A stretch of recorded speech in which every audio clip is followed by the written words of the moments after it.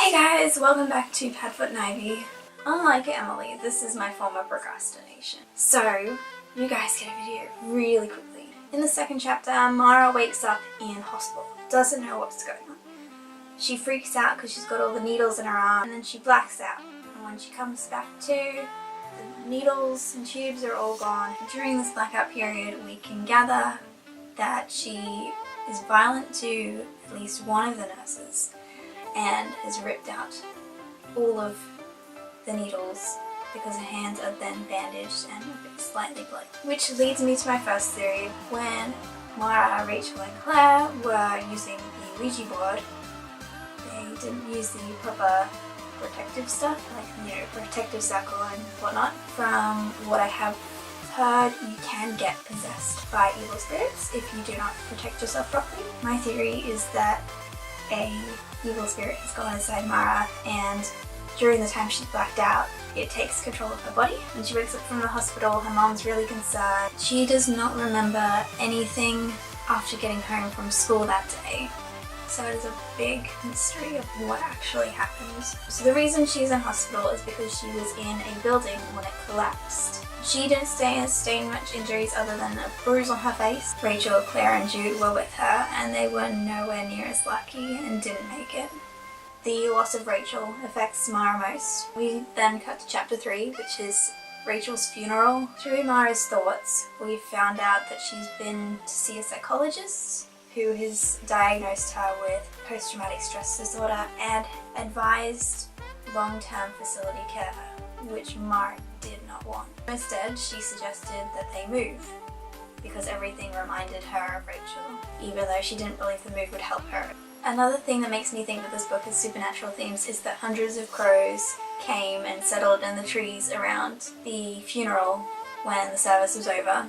So the chapter starts off with normal family conversation between Mara and her older brother Daniel. We learn that Mara is avoiding her mum. It's their first day of school and they are running late. They are attending Croydon Academy of the Arts and Sciences, which is a really fancy school. Like, imagine green grass, expansive buildings. Mara describes it as half expecting to see woodland creatures burst forth from the buildings and break into song. On her way to class she gets lost, but she finds some vending machines, which reminds her that she's missed her breakfast. Unfortunately, she puts all her money in and then the food gets stuck, so she kind of rages at the machine. Enter beautiful, disheveled English boy. He's got red hair, which is chestnut, and also his grey eyes. He looks very mature, like he should be in college rather than high school, and he is quite pale for someone in Florida. Also, he is smiling at Mara, so we can instantly assume that he is going to be our love interest in the story. That's the end of my chapters. I'll leave you with Ivy. Have a lovely week.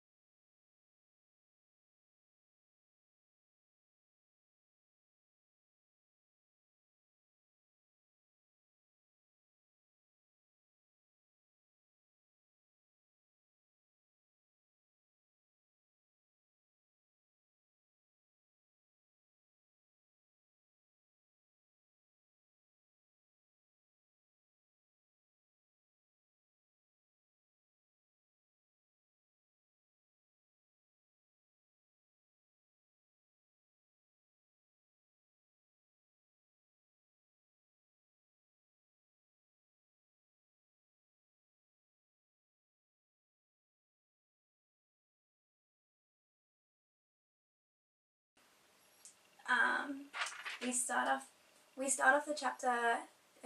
chapter 2 with Mara in the hospital. She's hooked up to all these machines with wires and needles, and we can tell she has a bit of a phobia because she freaks out and tries to rip them from her hands. She also blacks out after a couple minutes, and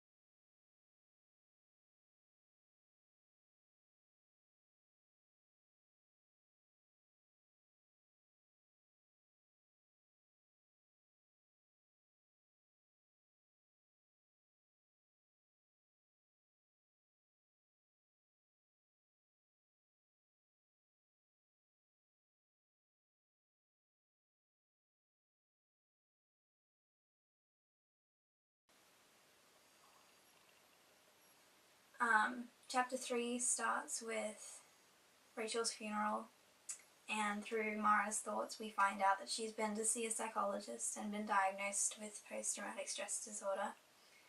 She was advised for long-term care in a facility, but she really didn't want to do that. So instead she's put forward the idea that they move instead, even though she doesn't feel that this will help. Another reason that I believe that supernatural things are happening in this book is that hundreds of crows settle in the trees at Rachel's funeral as the service finishes, and crows are usually a sign of evil happenings. We also learn in this chapter that Mara's father is a lawyer and her mother is a psychologist. She also has a big brother Daniel and a younger brother Joseph, who's only 12. In chapter 4 we start off with a normal family conversation in the kitchen before her first day at the new school, which is in Florida, so they moved from England. She's also been avoiding her mom, so she's been getting lots of lifts with her older brother Daniel, and they are late. She's trying to find her first class and she's lost when she finds the vending machines and realizes, oh my gosh, I forgot to eat breakfast. When she realizes she's forgot to eat breakfast, so she puts all her change in the machine, and the machine will not give her the M&Ms that she's pressed the buttons for. So she gets really angry, hits the machine, all that stuff. Cue British boy. He's cute British boy making a comment about her anger management issues. We get a detailed description of his attire, we get a detailed description of his appearance. So he's very disheveled, he's got bed hair, so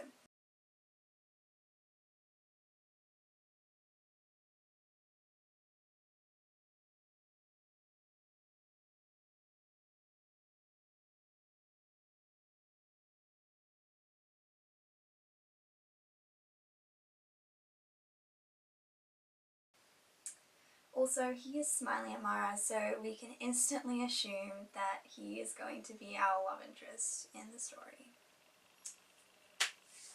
That's all from me, guys. See you in a week. Stay awesome.